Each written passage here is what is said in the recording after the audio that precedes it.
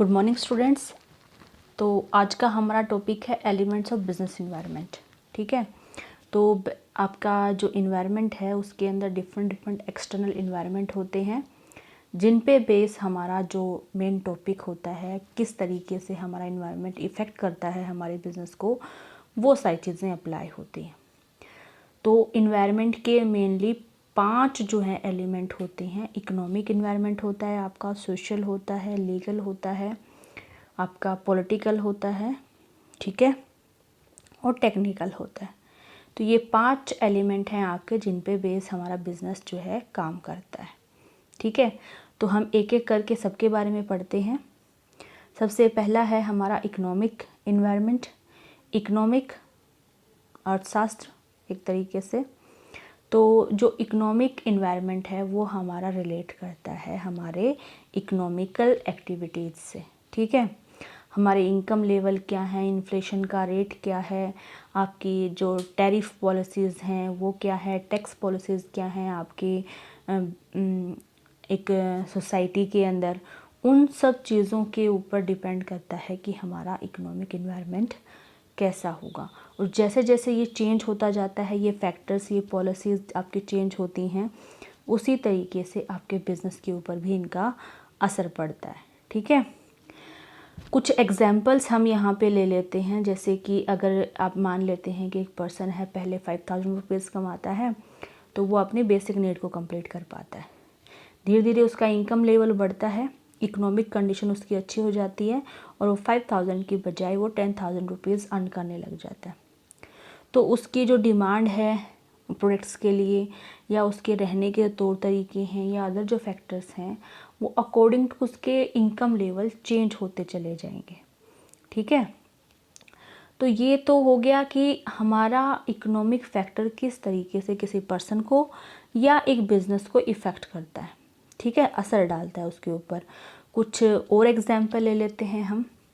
जैसे FDI effect होता है हमारी इकोनॉमिक पॉलिसीज़ के ऊपर। डेमोनेटाइजेशन से हमारे इंडिया की जो इकोनॉमिक कंडीशंस हैं उन पे काफ़ी असर हुआ। आपका GST के अप्लाई होने से बहुत सारी चीज़ों में चेंज आया, आपके प्रोडक्ट्स के कंजप्शन में चेंज आया है, पब्लिक की डिमांड में चेंज आया है उसकी वजह से। ठीक है, और हमारे MSME की जो अभी करंट में भी आपने पढ़ा होगा कि कोरोना की वजह से जो प्रॉब्लम फेस हम कर रहे हैं, जो रिग्रेशन पीरियड हमारा चल रहा है, जो हमारी GDP बिल्कुल स्लो आ गई है, उसको कवर अप करने के लिए हमारे जो MSME है, स्मॉल स्केल की या मीडियम स्केल की जो इंडस्ट्रीज़ हैं, उनके लिए क्या किया है गवर्नमेंट ने, डिफरेंट स्कीम्स लेके आई है हमारी गवर्नमेंट, जिसकी वजह से छोटे छोटे जो इंडस्ट्रीज़ हैं उनका डेवलपमेंट हो और फ्यूचर में वो अपना जो लॉस है उसको कवर अप कर सकें। ठीक है, तो ये किस में आ जाएगा, इकोनॉमिक पॉलिसी में आ जाएगा। क्योंकि इसकी वजह से क्या हो रहा है, जो चीज़ें काफ़ी लॉस में चली गई हैं, किस तरीके से आप उनको इकोनॉमिक लेवल पे सुधार सकते हो। जनरल पब्लिक का भी आप एग्जांपल ले सकते हो। अभी कोरोना का करंट में ही चल रहा है। जनरल पब्लिक के लिए 2-3 महीने के जो लोन्स हैं वो माफ़ किए गए हैं। इसके अलावा जो है जो होम लोन वगैरह हैं उनमें रियायतें दी गई हैं गवर्नमेंट की तरफ से। कुछ टाइम के लिए उनको पे नहीं करना पड़ेगा, बाद में भी धीरे धीरे वो जैसे ही उनका इनकम लेवल कवर अप होता है जनरल पब्लिक का, उसके अकॉर्डिंग वो पे कर सकते हैं। RBI ने अपनी रेपो रेट और रिवर्स रेपो रेट को भी कम किया है ताकि जो बैंक हैं इजीली जनरल पब्लिक को या इंडस्ट्रीज़ को लोन प्रोवाइड करवा सकें, सस्ते रेट पे प्रोवाइड करवा सकें, है ना। तो ये सारी चीज़ें किसने अप्लाई की हैं, गवर्नमेंट ने अप्लाई की हैं, हमारा जो बैंक है उसने अप्लाई की हैं।